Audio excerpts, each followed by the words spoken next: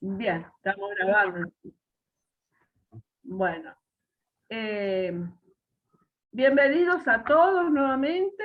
Ahora de manera oficial va a quedar grabado todo.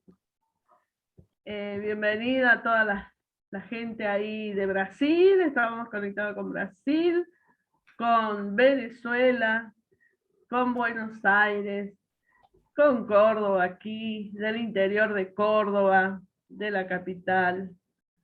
Y bueno, de Buenos Aires también, ahí está Carmen, María del Carmen, y bueno, ya se añadirá Carmela. Bienvenidos a todos, es un gusto tenerlos. Les agradecemos la presencia de cada uno y también lo que nos han compartido a través del Classroom y los correos electrónicos, ¿no? Que bueno, que están muy... Hola Carmela. Aprecian mucho el curso y eso nos anima, ¿no? Porque a seguir este camino, porque eso es un incentivo para nosotros, porque la evangelización, la pastoral que estamos haciendo, eh, bueno, puede llegar a sus corazones, que es lo más importante, y también para que ustedes puedan darlo a los demás, ¿no? En el lugar donde hacen su pastoral.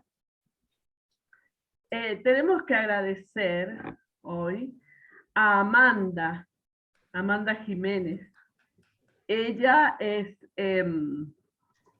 una hermana, una señora colombiana, catequista, que nos ha colaborado con la plataforma de Zoom y ahora no lo vamos a tener que cortar. Nosotras hacíamos con el Zoom así nuestro gratuito, entonces teníamos que cortar cada 40 minutos. Ahora no, porque ya, bueno, nos ofreció muy amablemente, bueno, ya aceptamos, porque así podemos aprovechar todos. Así que podemos agradecer a Amanda con oraciones para ella, para su familia y toda su pastoral. Entonces, bueno, le damos la bienvenida a Pablo, que va a seguir enriqueciéndonos nuevamente con sus conocimientos, sus riquezas. Sí, sí, que nos transmitís tu riqueza interior que has podido poner en tu corazón durante muchos años de experiencia, de estudio, ¿no? Y eso después se transmite. Y eso lo estás haciendo ahora, Pablo. Así que bienvenido. Bueno, muchas gracias de nuevo por tenerme acá. Y gracias a todos por aparecer de nuevo. Bueno, los que pudieron entrar hace 10 minutos habrán visto y escuchado en la pantalla un tema, bueno, una orquesta tocando un tema, más allá de cuál era, que está en el chat. Después lo podemos volver a poner, no pasa nada para los que entraron después. Era música barroca, ¿no? Se veían en los instrumentos, pero bueno, también podemos decir que era música barroca. Entonces, de acá alguien no tiene idea, pero para nada, de lo que es el barroco, o lo escuchó nombrar, pero no sabe, o nunca escuchó música barroca. Bien, bueno. Voy a compartir pantalla porque el tema de hoy es la música y el canto en el barroco. Y hemos elegido como subtítulo misas, oratorios y motetes, que ya vamos a ver lo que son, ¿no? Que fueron estilos muy importantes para la música sacra del barroco. Pero bueno, no se asusten porque no vamos a ser demasiado técnicos, porque no es la idea, ¿no? Para hacerlo ameno, y tampoco, ni yo soy historiador del arte como para andar usando tecnicismos que nadie entiende, ni nada de eso. Así que muy así a la ligera, vamos a decir que el barroco es un estilo artístico que coincide con el periodo histórico que va aproximadamente del 1600 al 1750. Pero que ya podemos ver algunas prefiguraciones a finales del siglo XVI, es decir, alrededor del 1580, con las primeras óperas e intentos barrocos, porque bueno, estamos hablando del periodo de transición entre el Renacimiento y el Barroco, porque saben que en realidad no se puede hablar tajantemente de fechas, ningún cambio se dio de un día para el otro, entonces no podemos decir que haya empezado en el 1600 y listo, ¿no? Y todo además depende del ámbito del que estemos hablando. Puede ser pictórico, arquitectónico, musical, literario, ¿sí? El barroco fue diferente en cada disciplina, ¿no? Y además en cada región. No fue igual en Italia que en Francia, que en Alemania. Pero bueno, nosotros nos vamos a centrar en el barroco, se me trabó la pantalla, en el barroco musical, cuyo fin se data el año de la muerte de Bach. Se pone así como una fecha clásica. Que bueno, es el autor que además nos va a convocar hoy para el ejercicio de audición. Como para que tengan alguna idea, pero no es para asustarlos, algunas características principales de la música barroca son el contrapunto, o sea, la combinación de dos melodías diferentes que se complementan. Por ejemplo, para darles un ejemplo más moderno y básico de un tipo de contrapuntos, porque hay muchos tipos, pero para que se entienda bien, la canción de los Beatles, All You Need Is Love, que dice All You Need Is Love, y después la música hace tan tarararam, y después la voz, y después la música, eso es contrapunto. Bueno, después una importancia que se le da especial a las voces más altas y más bajas en los coros, la presencia de un bajo continuo. Para los que ya escucharán música barroca, que por lo general por lo bajo hay siempre un instrumento que toca todo el tiempo, incluso en los silencios de los otros instrumentos, y que suele estar dado por dos tipos de instrumentos, ¿no? Que pueden ser melódicos, como son el violonchelo, la viola da gamba, y otros armónicos, como el clave, el archilaúd, la guitarra barroca, que suelen improvisar. Si vemos una partitura de estos instrumentos, están algunas notas y arriba tienen unos numeritos que son los grados de la escala que se pueden agregar en esos momentos. Bueno, este bajo, como les decía, establece un ritmo estable, sencillo por lo general, y llega a ser hasta mecánico, que uno puede prever cómo va a seguir ese bajo. Bueno, en esta época, en el barroco, aparecen nuevas formas de canto, ¿no? Como la ópera, el oratorio y la cantata, y nuevas formas instrumentales como el concierto, la sonata, la suite. Bueno, se buscaba fuertes contrastes. Esto es algo que comparte con la pintura, por ejemplo, si han visto pintura barroca al claro oscuro, esas cosas que bueno, atraviesan el barroco en todas sus disciplinas. Y por último, algo muy barroco es el amplio espacio que se le dejaba a la improvisación en la música, ¿no? Que sobre todo en forma de ornamentación. Si ustedes ven dos interpretaciones de un mismo tema por un violinista, por ejemplo, probablemente no sea igual y tenga ornamentaciones diferentes, porque eso era parte de la música barroca. Se componía pensando que el intérprete podía agregar ornamentaciones diversas en ciertos momentos. Por eso también si ven una partitura probablemente sea mucho más básica de lo que escuchan cuando se interpreta.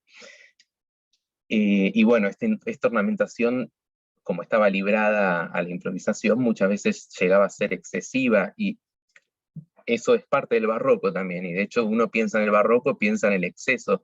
Antes Raúl, si no me equivoco, nombró algo de la arquitectura. Si vemos la arquitectura barroca, un altar, un retablo en una catedral barroca es exceso de ornamentación. Esa es la impresión que nos queda, ¿no? A diferencia de algo, no sé, neoclásico, por ejemplo. Bueno, en el ámbito de la música litúrgica, en el barroco proliferaron tres grandes géneros que nombramos antes: las misas, los oratorios y los motetes.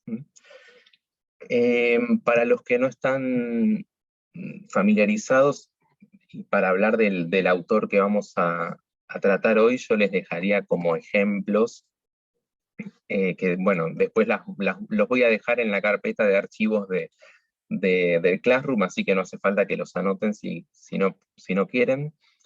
La misa en si menor, la Pasión según San Mateo, que la vamos a trabajar, y Jesu meine Freude, o Jesús mi alegría sería.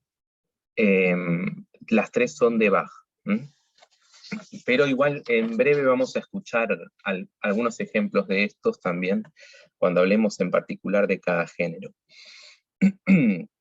Veamos entonces de qué se trata cada género. Las misas, bueno, no hay misterio en cómo se compone una misa. Lo que se hace es musicalizar los cantos litúrgicos, es decir, el Kyrie o el Señor ten piedad, el Gloria, el Credo, el Sanctus y el Agnus Dei o Cordero. Esto no es exclusivo del barroco, ¿sí? Pero prolifera en el barroco, y después se sigue haciendo en otros tiempos y lugares que no sean Europa, porque para poner un ejemplo nuestro, tenemos la misa criolla de Ariel Ramírez, donde se hace exactamente lo mismo. Esta es la estructura de una misa ordinaria, pero existen otras misas como la de Requiem. Tenemos el Requiem de Mozart, por ejemplo, que sigue otra estructura porque es la estructura de ese tipo de misa. Ahora bien, ¿cuál es la diferencia entre estas misas y lo que nosotros tenemos como misa pensado? Bueno, que estas composiciones, la idea era intercalar cada una de estas partes musicales con las partes de la misa, como hacemos hoy, ¿no? Empieza la misa y elijo un Gloria, empiezo a tocar la guitarra, cantamos el Gloria, seguimos con las lecturas, así. Pero a diferencia de hoy, de cómo lo hacemos nosotros, estas composiciones eran todas por un mismo autor y todas siguiendo un criterio que ese autor elegía. Entonces, se presentaba la misa de Requiem de Mozart, se hacía toda esa misa intercalada con, bueno, lo que el sacerdote que estuviera presidiendo decía entre medio. Pero nosotros no hacemos eso hoy en día. Capaz elegimos un Gloria de Catena y después un santo de Los Toldos y después un cordero de no sé quién. Y capaz ni siquiera son todos folclóricos. Uno es folclórico, el otro es más rock, no sé, y el otro de otro estilo. Entonces, esto no pasaba. En ese momento se hacía todo como una... Hoy en día, incluso si queremos ver este tipo de misas, por lo general, capaz una iglesia lo pone en escena como un concierto, o vamos a alguna sala de conciertos, o buscamos una grabación y lo escuchamos todo de corrido. Hoy no tenemos la experiencia normal, natural, de escuchar este tipo de misas barrocas en la situación de la misa, ¿no? Bueno,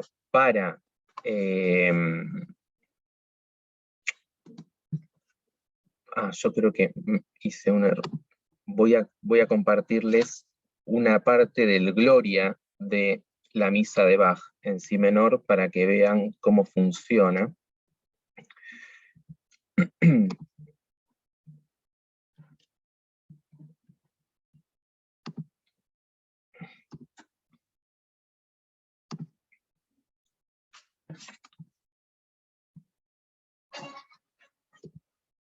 Esperen que tengo que compartir sonido, ¿no? Ahí va.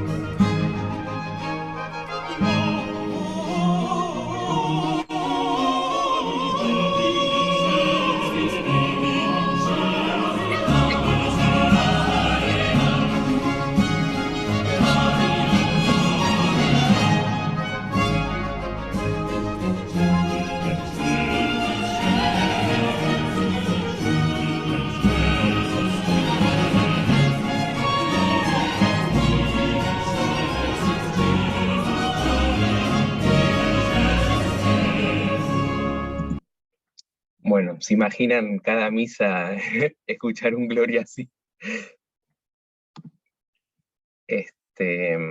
Ahí ven el PowerPoint, ¿o no? No, ¿no? No, todavía no lo vemos. Ah, no, está bien, porque hice mal, puse compartir solo la otra pantalla. Voy a poner...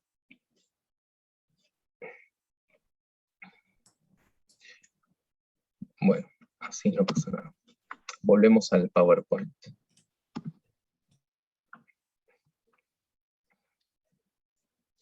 Bueno, el otro género del que vamos a hablar es el oratorio. Tiene en común con las misas el hecho de que también se cantaban como... Perdonen, sonó el teléfono. Esperen que... Ahí va. También se cantaban como parte de algún servicio religioso, ¿sí? Pero a diferencia de la misa, no es parte esencial de la liturgia, no es litúrgico el oratorio, ¿sí?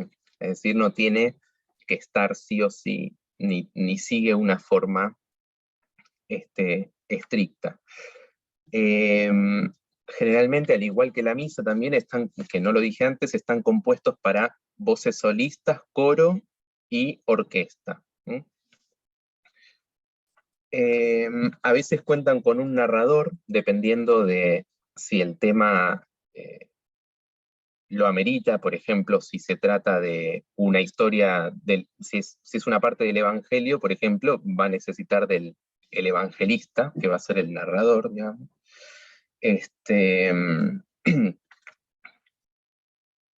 Y bueno, los temas pueden ser muy variados, pueden ser de la Biblia, pueden ser vidas de santos. Como no tiene las exigencias formales de la misa, es decir, no tiene que tener Kyrie, credo, etc., son más variadas, ¿sí? Son más variados pero sí cuentan con ciertas con partes, digamos, que están también en las misas, que son arias, coros, recitativos. Las arias son partes solistas, ¿sí?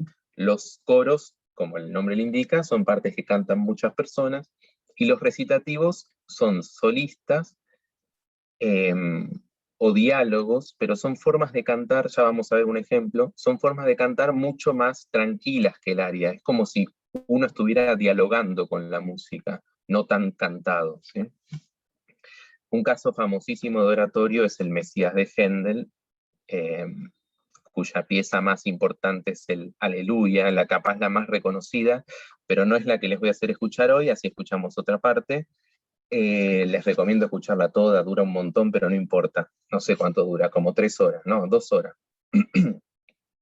Es un caso particular de oratorio, porque es inmenso en cuanto a lo que abarca. Abarca toda la historia de Jesús, pero decide arrancar desde los profetas.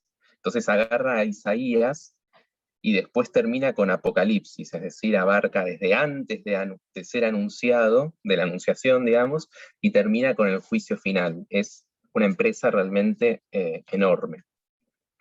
Bach compuso algunos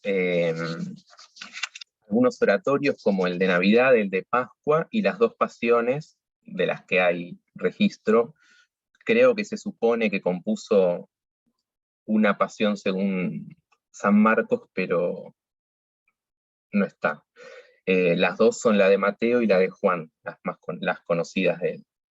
Así que vamos a escuchar una parte del comienzo del canto en el Mesías de Händel, que es la profecía de Isaías, número 40, cuando dice las famosas palabras, consolad a mi pueblo, dice el Señor.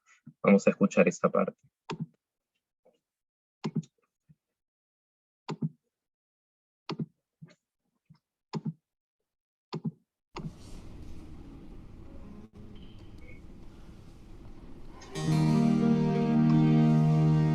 ¿Se escucha?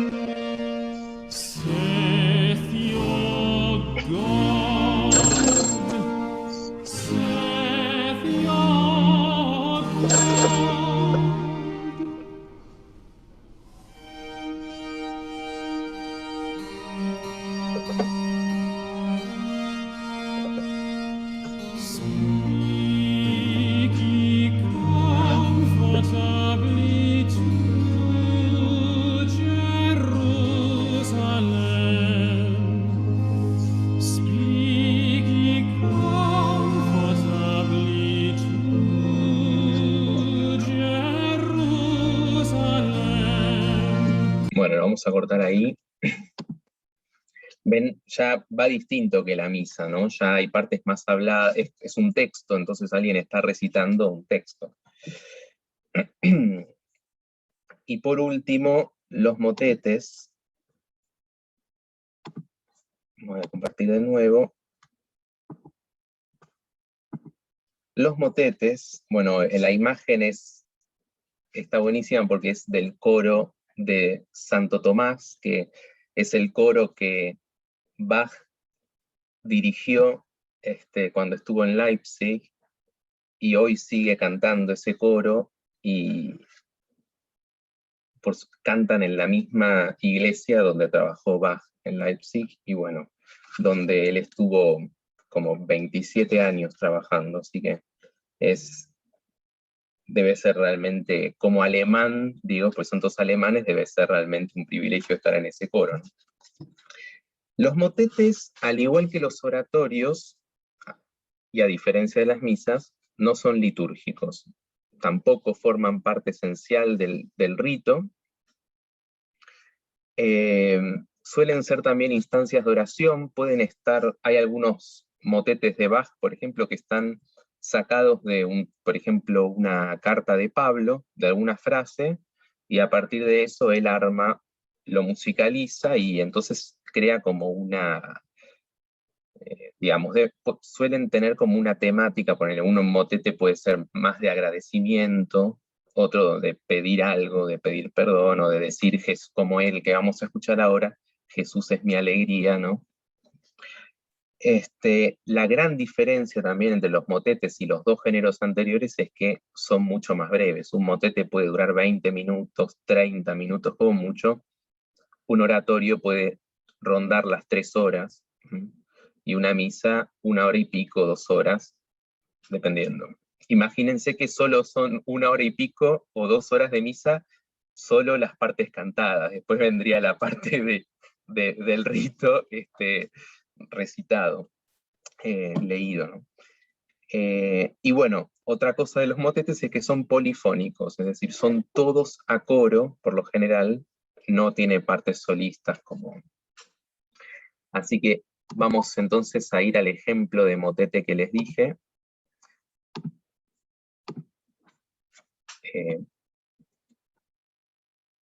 Bueno, se trabó la...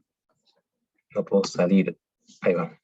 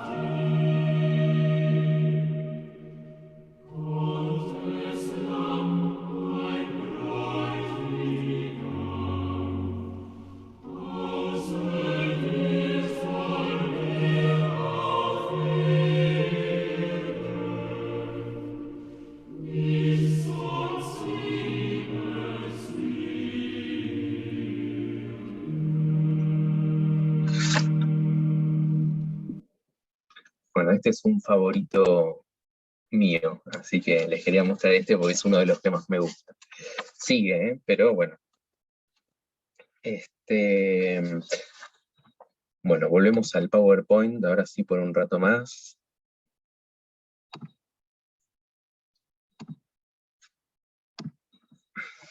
Ahora hay que tener en cuenta algunas cosas de la música del periodo barroco, la cantada, ¿no? La música cantada. Por un lado, en el caso de la Iglesia Católica, eran en latín, ¿sí? Estamos hablando de 1600, 1700, todavía el Concilio Vaticano II no estaba en la mira, pero en el caso que vamos a trabajar, y de los que escucharon recién los de Bach, son en alemán, porque Bach era luterano, y la Iglesia luterana no solo permitía, sino que tenía como bandera el uso de las lenguas vernáculas en la religión. Y en el caso de Händel, que es el que escuchamos de Isaías, bueno, en inglés, porque Händel, aunque era alemán, se instaló en Inglaterra y trabajó para la Iglesia anglicana, y la lengua de la Iglesia anglicana es el inglés. Con respecto a esto, es algo que hay que tenerlo en cuenta porque el barroco musical se desarrolló, el barroco en general, pero bueno, se desarrolló en medio de los conflictos que trajo la reforma y la contrarreforma. Entonces, hay que pensar que esta música era muchas veces una especie de propaganda de cada iglesia, ¿no?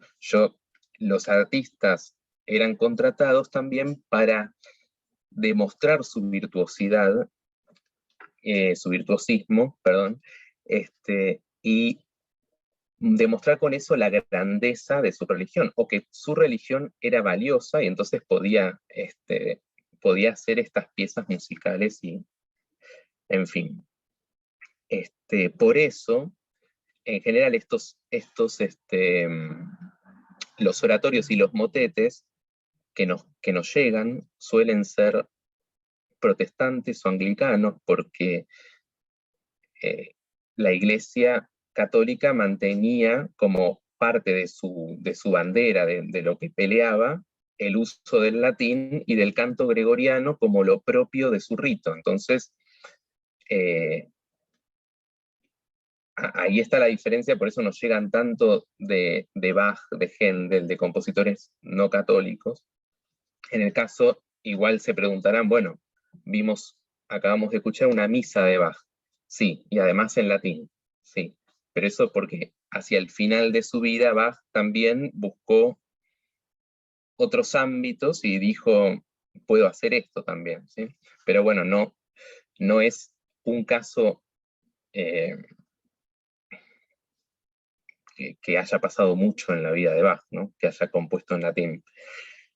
Bien, y por otro lado, como sabemos, lamentablemente, la sociedad de entonces no veía con muy buenos ojos la participación de las mujeres en ciertas actividades públicas, y por lo tanto, las voces originales no se pensaban para las mujeres, si bien eran voces que podemos decir de registros femeninos,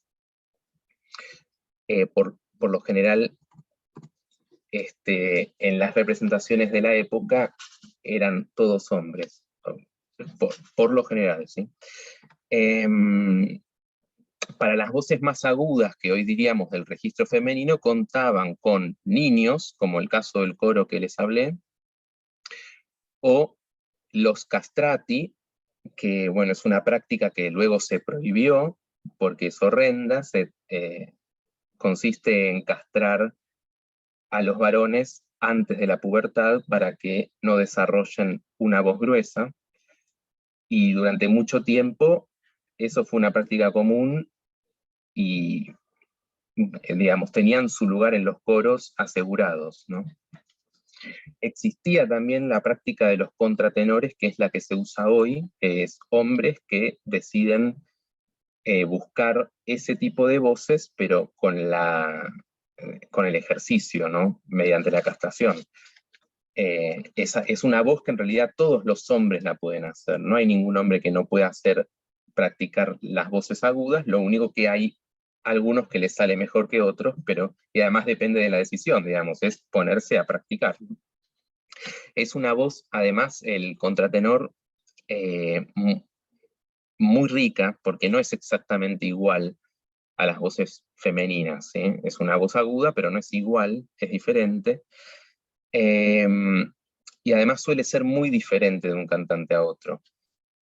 Y hoy en día está siendo redescubierta por las orquestas que se dedican al barroco, como parte de una, digamos, para descubrir, para traer de nuevo a la modernidad cómo debían sonar esas piezas en su momento original, ¿no? Entonces se está buscando esto, y además acá capaz no estamos muy acostumbrados a esto en nuestro país, en nuestra cultura, pero en Europa está habiendo un resurgimiento, y muchos jóvenes están entrando en ese mundo y volviendo a descubrir el contratenor, las voces contratenores, y hoy tenemos jóvenes que están siendo famosos por eso.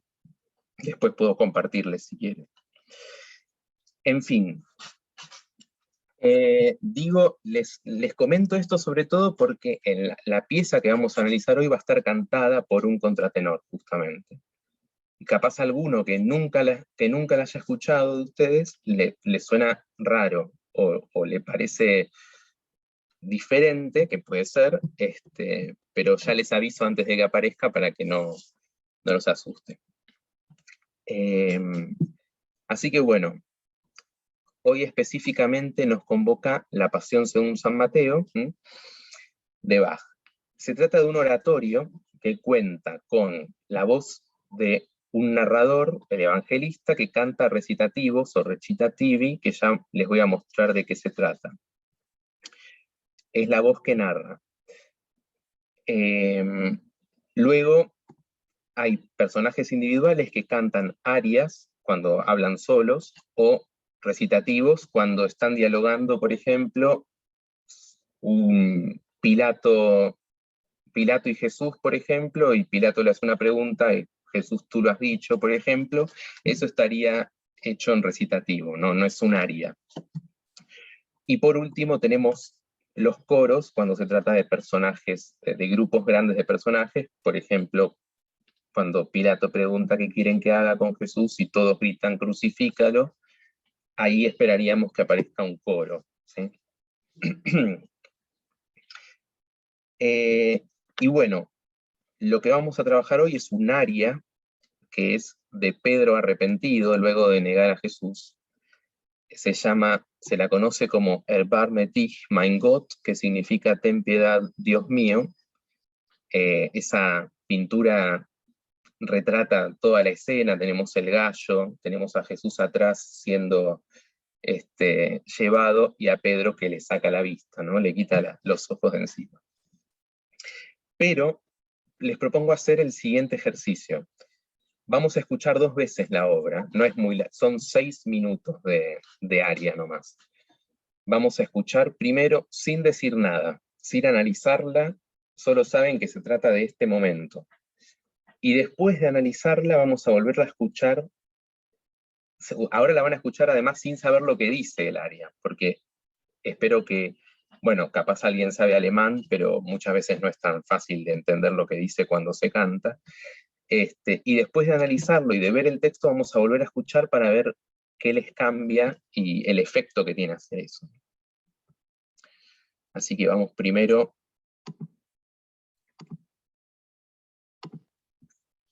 Otra vez puse esto.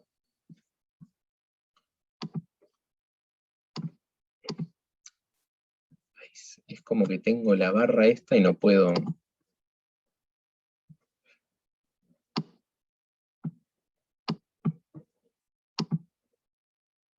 Perdonen, ya vamos.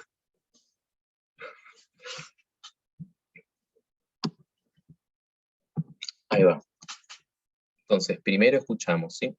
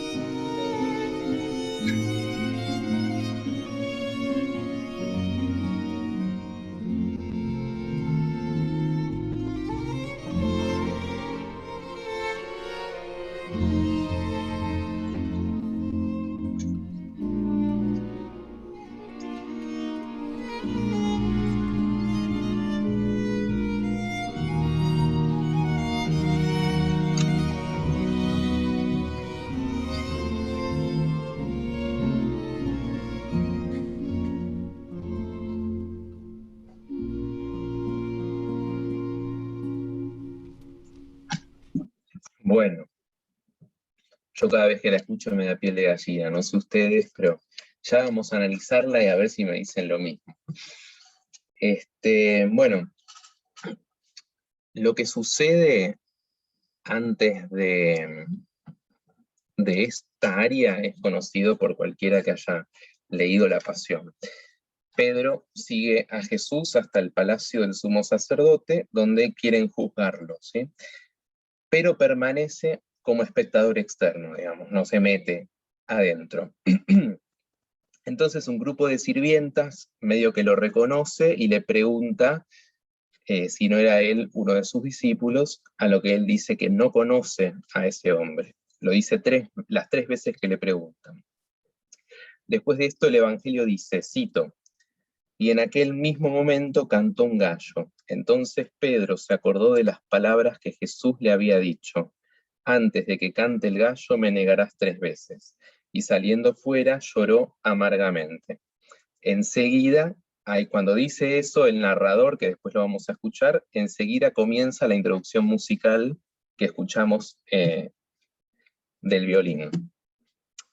Lo que escuchamos entonces, suponemos todos que es el lamento de Pedro, ese lamento amargo que acaba de anunciar el evangelista. Pero es algo extraordinario de parte de Bach, porque a Pedro, que estaba fuera de la escena, que es una escena conocida, todos sabemos que Pedro lo niega, pero Pedro está fuera de la escena, lo convierte en el centro.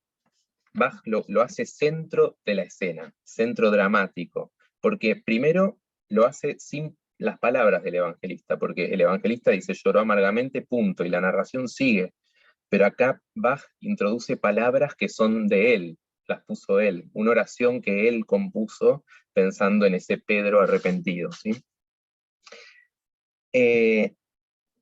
Y no solo en el centro en términos dramáticos, sino en el centro en términos de tiempo, porque la puesta que acabamos de escuchar dura en total 2 horas y 43 minutos, ¿sí? Y esta área está en la hora 26 minutos, o sea, prácticamente la mitad de la obra, está en el centro mismo de todo. Ahora bien, ya vamos a ver en un rato, la voz de Pedro en el resto de la Pasión está representada por un barítono, es decir, una voz masculina intermedia, baja, ¿sí? Una voz grave. Pero este lamento está cantado por un contratenor, o en todo caso, si lo hubiera cantado una mujer, estaría por una contralto. Entonces la voz cambia. Esto a mí me gusta pensar que cambia por 2 razones. Lo podemos pensar, por un lado, para distinguir al Pedro humano, al Pedro interior, del Pedro personaje, ¿no? Que los personajes en la narración nunca son como una persona de carne y hueso, uno tiene que reponer un montón de cosas, ¿no? Porque en las narraciones no se dice todo. Entonces, para mí, una forma de hacer más humano a Pedro, de traérnoslo a nosotros, es cambiándole esa voz. Pero por otro lado, también para mí diferencia la voz de Pedro de la nuestra, porque al cambiar la voz también nos incluye a nosotros. Ya no es la voz de Pedro solo, que uno lo viene escuchando como barítono y de repente canta otra voz, sino que también es nuestra voz, que estamos arrepentidos, que acabamos de traicionar a Jesús con nuestro pecado, ¿sí? Entonces, bueno, eso, para mí tiene ese doble significado. Ahora bien, el texto dice lo siguiente, ahí está en alemán a la izquierda, de la derecha en español. Ten piedad, Dios mío, de mí por mis lágrimas. Mira, mi corazón y mis ojos lloran por ti amargamente. Esto es lo que dice. Todos esos 6 minutos repite esto. Es algo normal, en realidad, en un área que se repita un texto breve muchas veces para alargar el área, si no duraría 5 segundos. Pero a mí me gusta pensar que también contribuye a esta idea de oración desesperada, ¿no? De un Pedro que está llorando amargamente y repite muchas veces, ten piedad, ten piedad, ten piedad, ¿sí? Ahora, antes de seguir, les invito, los dejo 2 minutos, pónganle, que relean el texto, que lo hagan suyo, o sea, traten ustedes de hacer propio estas palabras, Pero para poder hacerlo también pónganse en este lugar de Pedro, ¿no? Piénsense en haber hecho lo que Pedro acababa de hacer, ¿no? Después de ser ese que siempre le decía que sí a todo a Jesús y haberlo negado 3 veces. Y nada, les dejo que lo relean para después seguir.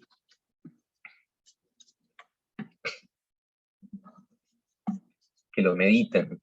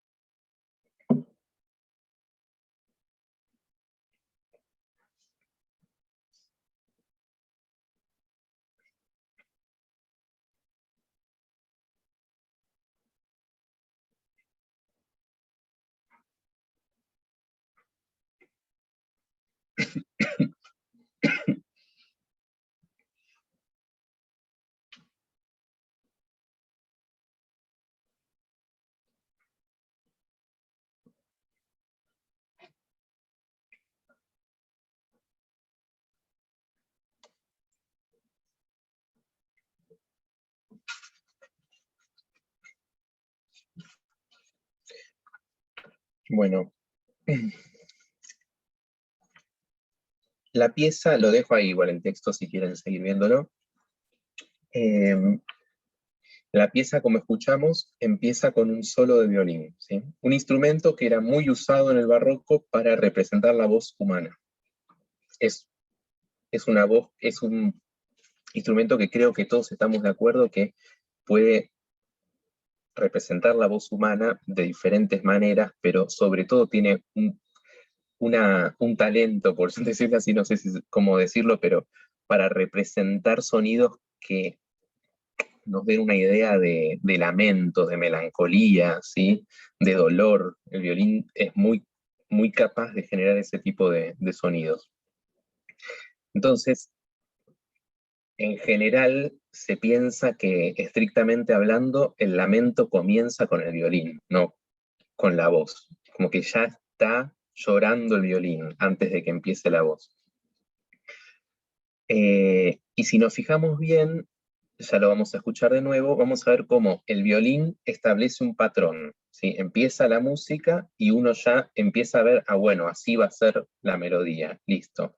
Ahora, cuando la voz empieza, lo reproduce, empieza cantando como el violín, pero de repente cambia, y el violín sigue haciendo su melodía, mientras que la voz deja notas largas, ¿sí? No repite el patrón que estaba haciendo el violín. Esto me gusta pensarlo como que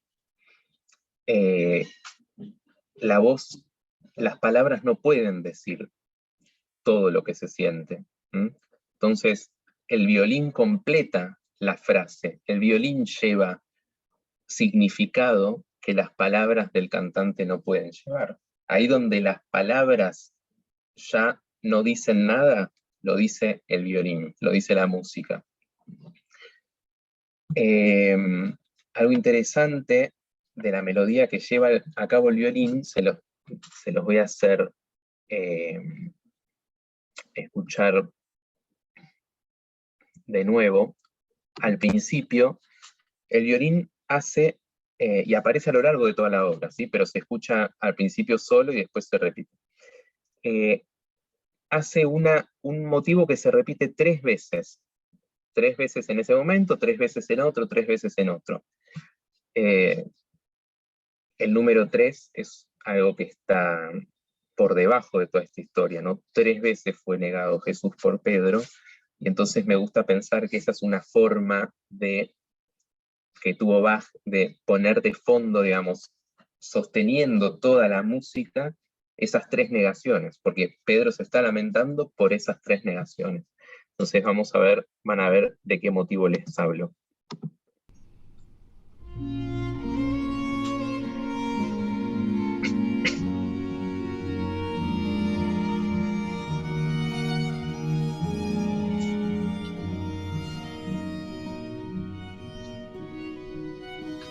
Ahí va. Son 3. 1, 2, 3. Y eso es un motivo que se repite en toda la obra. No las conté cuántas veces, porque ya sería espectacular que fueran 7 veces, por ejemplo, que se repite, ¿no? Lo cual no sería extraño porque Bach era un matemático en su música, así que podría llegar a ser, pero no las conté sinceramente.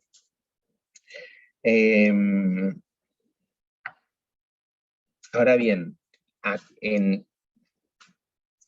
es una pieza donde abundan las disonancias entre el violín y la voz y la orquesta. Para el que no sabe, la disonancia es una falta de armonía entre los sonidos, ¿sí? Más que explicarlo, lo voy a mostrar ahora de nuevo, a ver si lo pueden reconocer, pero es un sonido, las disonancias en general generan una sensación de tensión, de que algo no está bien, porque no resuelven los sonidos, se tensan, ¿sí? Y a ver acá si en algún momento de la voz se puede escuchar esa disonancia.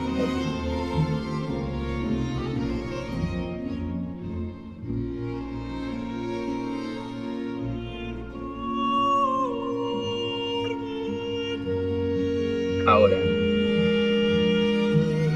sienten cómo hay un sonido tenso y después se resuelve. Pero eso es una disonancia. Lo pongo de nuevo.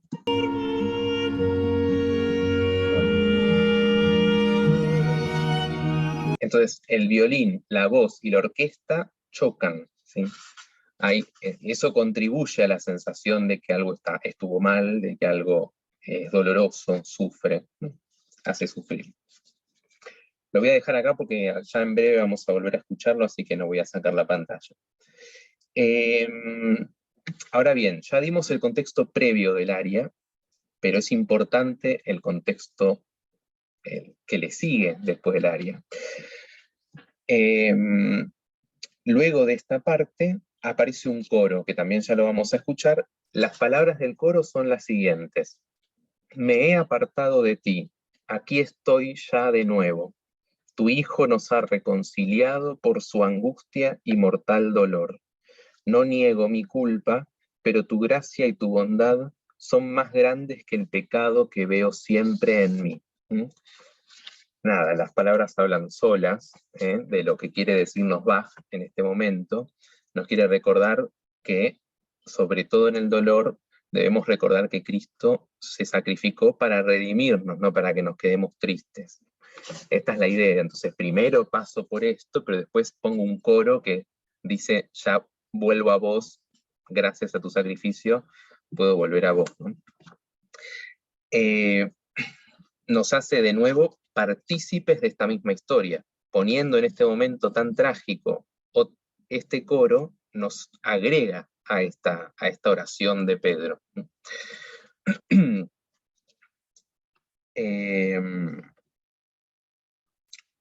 Nada, así que vamos a escucharlo, pero ahora lo voy a ir frenando porque vamos a escuchar desde antes, desde que el evangelista anuncia lo que está pasando. Vamos a volver a escuchar el aria completa, sabiendo lo que ya saben, sabiendo lo que dice, pensando en las disonancias, en los momentos de dolor, en cómo suena, y después vamos a escuchar ese coro para que vean cómo cambia el tono, que ya es mucho más feliz y se siente otro ambiente en la música. Así que voy a tratar de poner, es por acá.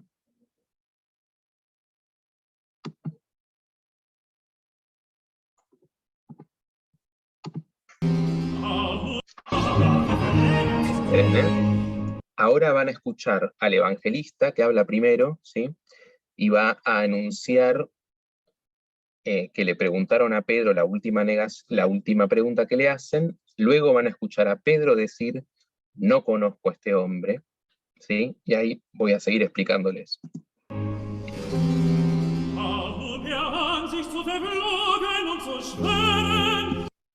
Esto es un ejemplo de recitativo, no es un aria esto, así es un recitativo.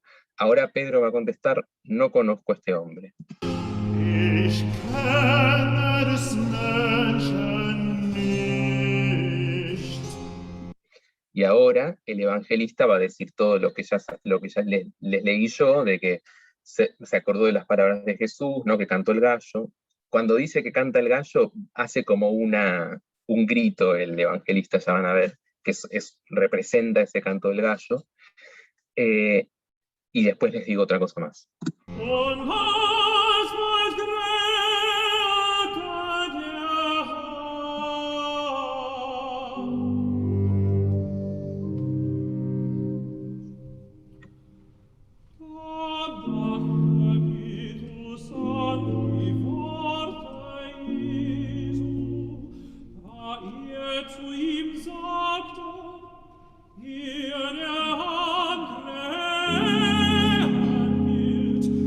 Ahí estaba el gallo, ¿no?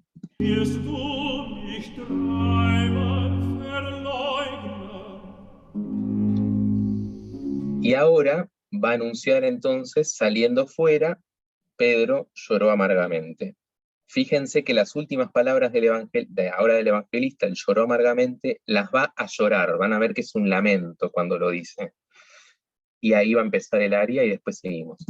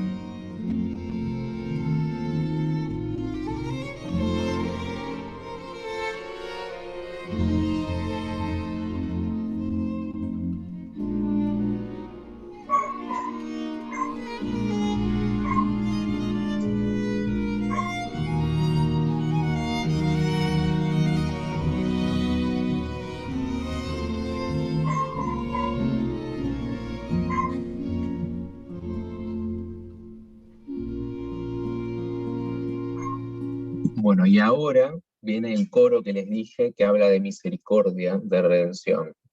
Fíjense lo diferente que es.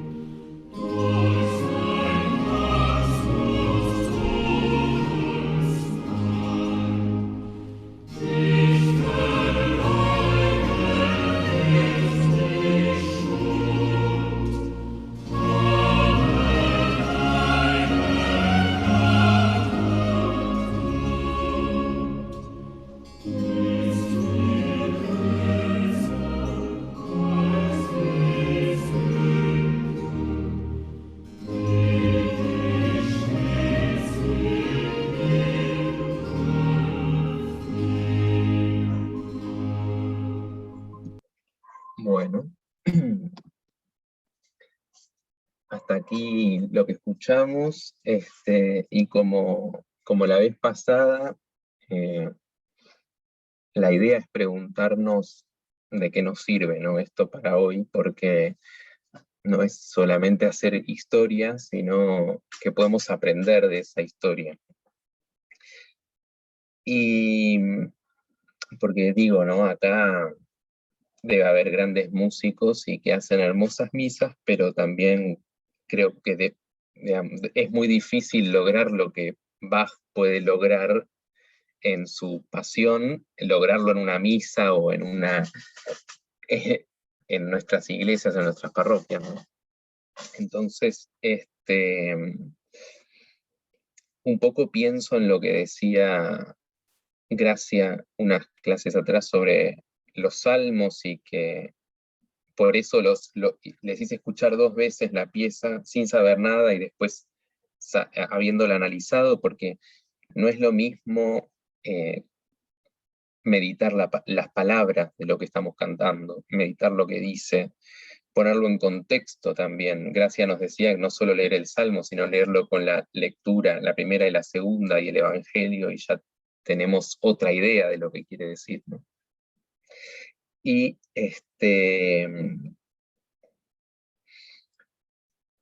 por otro lado, en términos, bueno, a veces también los que estamos en coro nos pasa que hay que acorde era, que la guitarra apunte al micrófono, que no sé qué cosa, y capaz no estamos tan pendientes de lo que dice la canción, no le ponemos toda nuestro espíritu a las palabras para que llegue a los demás.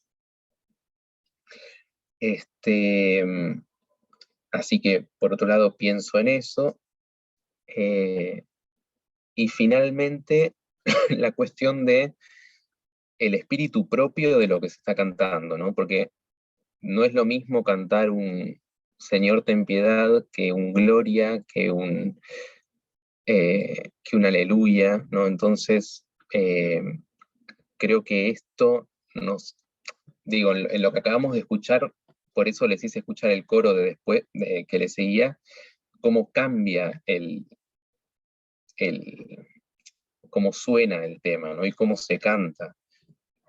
Creo que es bastante notorio en este caso que acabamos de escuchar, y que nos puede servir para pensar cómo lo hacemos nosotros cada vez que cantamos en misa o donde sea,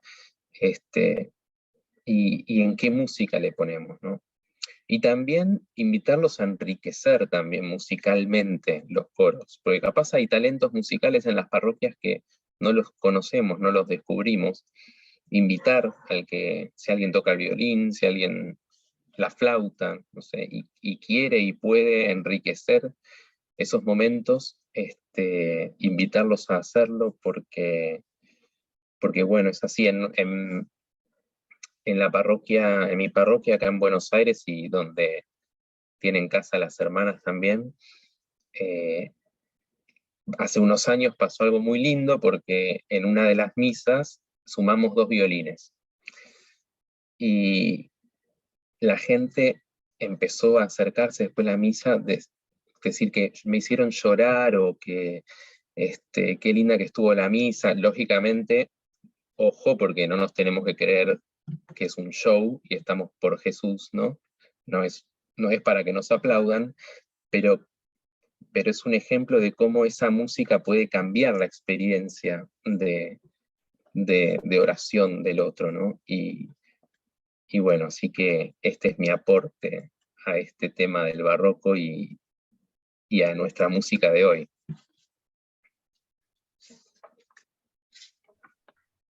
Gracias, Pablo. La verdad que ha sido una caricia a la alma, al espíritu, ¿no? Este encuentro es, ¿no? Y nos gustaría, bueno, escuchar a los que quieran expresar algo, cómo les pareció este encuentro, qué han sentido, si... Eso, si sintieron también me gustaría saber, porque bueno, ya sé, no hay mucho tiempo y yo presenté mucha información en poco tiempo, pero si vieron la diferencia entre la primera vez que lo escucharon y la segunda, teniendo el texto, sabiendo de qué se trataba. Bueno, ¿puedo hablar? Sí, Leticia, sí. Sí, sí. Leticia, yo soy Leticia de Córdoba, de Río Segundo, Córdoba. Nosotros acá tenemos un festival de música barroca que se hace en el camino a las estancias jesuíticas. Es muy bello, se lleva a cabo durante varios fines de semana y siempre ha sido realmente muy emotivo el tema de la música barroca, como más que todo a uno que es católico le llega todo esto, ¿no? Realmente, Pablo, me encantó tu disertación del día. Voy a ser honesta, venía como medio bajoneada porque tanta historia, pero la verdad que hoy fue maravilloso. Sí, Pablo, se logró vivir así como vos lo planteaste. Una cosa, escucharlo antes, sin noción de las palabras, porque si bien se oía bello al oído, no se entendía con profundidad todo lo que pasó después, cuando nos hiciste escuchar con toda tu explicación. La verdad, una belleza, y me gusta la idea, esto que planteas vos, por supuesto, de llevar esto a las misas cotidianas y ponernos en poder expresar con nuestro canto lo que dice la canción. Llega de una manera diferente a la gente. Entonces poder leerla antes, poder masticarla a la letra de la canción, en los ensayos y demás, que no sea nada más que ensayar para que salga bonito, sino que previo, por ahí, leer la letra para interiorizarla, para después poder transmitirla mejor. Te agradezco inmensamente, Pablo, fue hermoso lo de hoy. Gracias. A vos, gracias. Carmela levantó la mano también. Sí, acá abajo. Bueno, lo que yo quiero decir es, bueno, agradecer infinitamente. Es la primera vez, o sea, yo sabía que esto es muy famoso, pero nunca sabía por qué se le dice que es tan famoso. Hoy he podido percibir, gracias a tu explicación tan didáctica, dónde están las diferencias. Y claro, una cosa es escuchar sin saber absolutamente nada, escuchar y te dicen esto es magnífico, y otra cosa es comprender. La emoción está, pero hay algo más que saber, más que la emoción solamente. Aunque no se entienda el idioma, sí se percibe la emoción, y yo estoy sumamente agradecida porque de no saber nada, me voy primero con una riqueza grande, y segundo, me lo voy a poner, me lo voy a volver a escuchar, voy a repasar todas las cosas que dijiste, y tratar de otras piezas, tratar de buscar las mismas claves, a ver qué es eso de lo que estamos, que todo el mundo dice que es tan lindo, pero si uno no puede acceder a eso. Así que sumamente agradecida y muy contenta. El otro día con el Padre Nuestro en latín, oh, bárbaro. Y hoy con esto, que bueno, para mí es un... No tengo palabras, me faltaría el violín que complete mis palabras. Muy bien, muy bien. Listo, nada más, gracias. Gracias. ¿Alguien más desea? Levante la mano. Amiga, ¿levantaste la mano? No. Ah, anunciada, a ver, anunciada. Ah, tu micrófono, anunciada. Micrófono. Anunciada tu micrófono. Anunciada tu micrófono. Ya está. ¿Ahora sí? Sí, sí. Bien. Yo me sumo a lo que ha dicho Carmen, porque de no saber nada, de nada, poder escuchar algo tan maravilloso y tan sentido, porque se siente en la voz, y como decía Pablo, el tema del violín, el violín que es como que fuera la voz humana. Yo sé muy poco de música, pero me encantó. Agradecida infinitamente a todos ustedes, a nuestro profesor de hoy de todos estos días, que es fantástico. Muchísimas gracias. Gracias, anunciada. Muchas gracias. Bueno, quien quiera hablar, levante la mano. Me parece, bueno, excelente lo que has compartido, ¿no? De tu interioridad, de tu espiritualidad, porque eso es lo que nosotros, esta impronta que quiere dejar este curso en los que están participando, es como el inicio o el enriquecimiento de una espiritualidad, de la música y del canto litúrgico. Por eso hemos comenzado con esto, la historia, ¿no?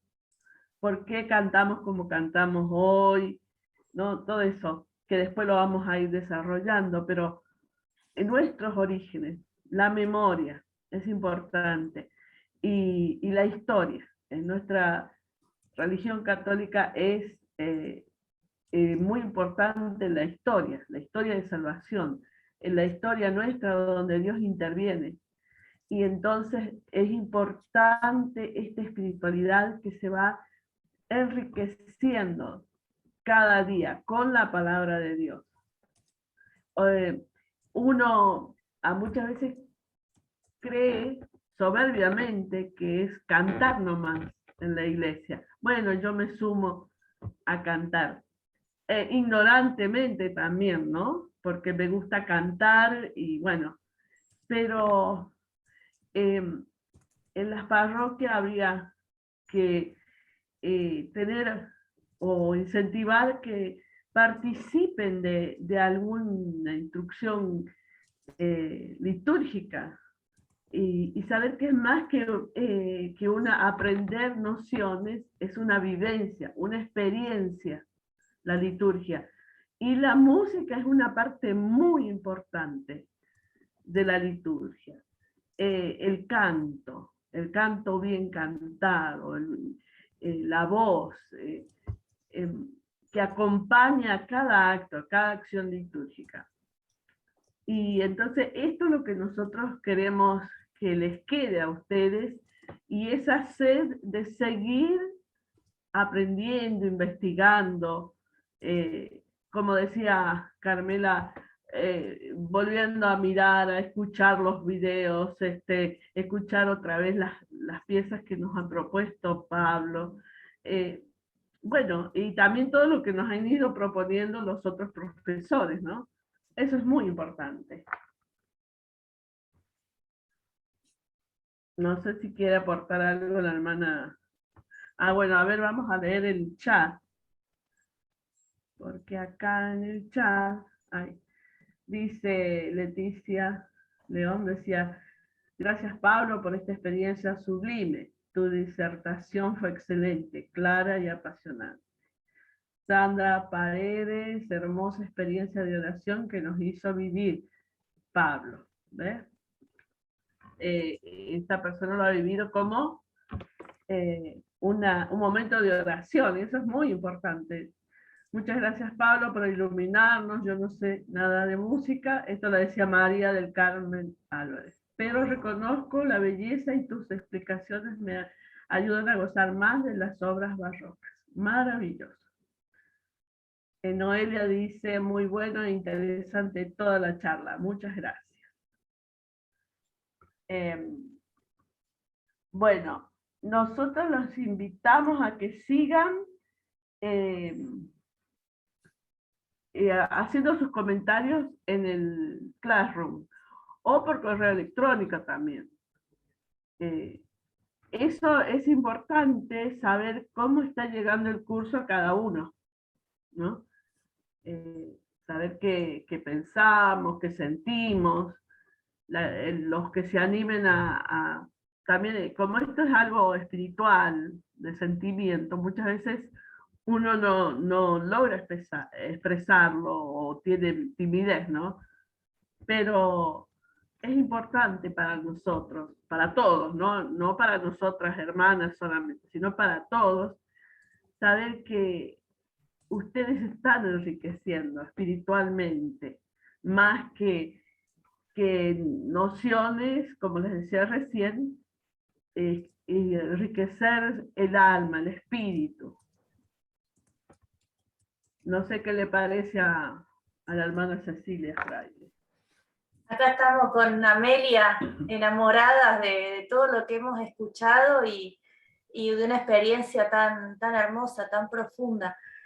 Y bueno, yo en lo personal también pensaba que qué importante que es tomar toda esta historia en cuenta, estos compositores, porque sobre todo a los que nos toca participar en el Ministerio de Música, incluso a veces componer, no podemos hacerlo desde la nada, siempre desde la palabra de Dios, pero también de todo este tesoro de la Iglesia de Cristo que tenemos para ir a buscarlo, lo antiguo y lo nuevo.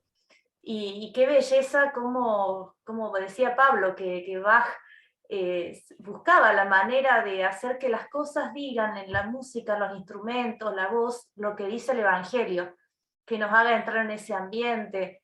Eso del grito, del gallo, o sea, qué importante, quizás, claro, yo no lo puedo hacer así si compongo alguna vez alguna cosa, pero qué importante meterse en la palabra, porque la palabra se difunde sola, la palabra llega al corazón y es la que hace los milagros en la vida de las personas. Claro. A mí me encantó muchísimo y bueno, ya al final sí me gustaría leerles el tema del encuentro siguiente, porque los esperamos y vamos a dar un pasito más en la historia y en la historia de la espiritualidad en la Iglesia. No sé si, Gracia, vos querés que lo diga ahora o después, no sé. Decilo. Dale, bueno, acá tenemos el programita. El próximo encuentro sería el 8 de septiembre, que es la Natividad de la Virgen. Vamos a tener un encuentro histórico y eclesiológico antes del Concilio Vaticano II, cómo era la Iglesia, qué es lo que se proponía a nivel de música y canto, y nos lo va a guiar nuestra hermana Gracia, que es nuestra liturgista, y la va a acompañar un tesoro de la Iglesia, Jimena Muñoz Holguín, cantante, compositora, una de las representantes de la música católica actual en Argentina. Jimena va a hablar sobre la riqueza de los textos de espiritualidad de los grandes santos hechos canción, y quizá también nos podrá enseñar algún canto de los grandes autores de la espiritualidad, como Santa Teresa, San Ignacio, porque con la hermana Gracia vamos a ver más o menos ese tiempo, antes del concilio, después del barroco y antes del concilio. Así que los esperamos.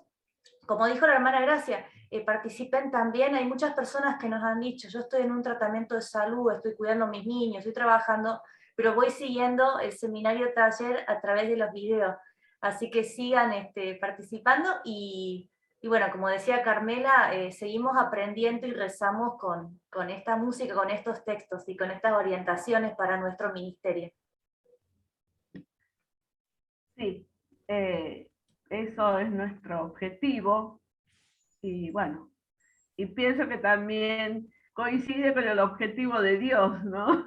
Por eso nos ha iluminado para dar este curso, ¿no? Y buscar muchos colaboradores, mucha gente que nos está ayudando a compartir este mundo maravilloso.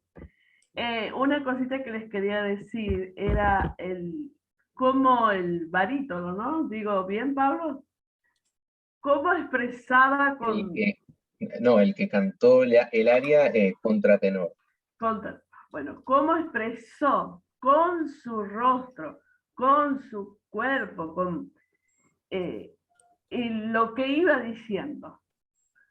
Y eso es muy importante, el cuerpo, muy importante sentir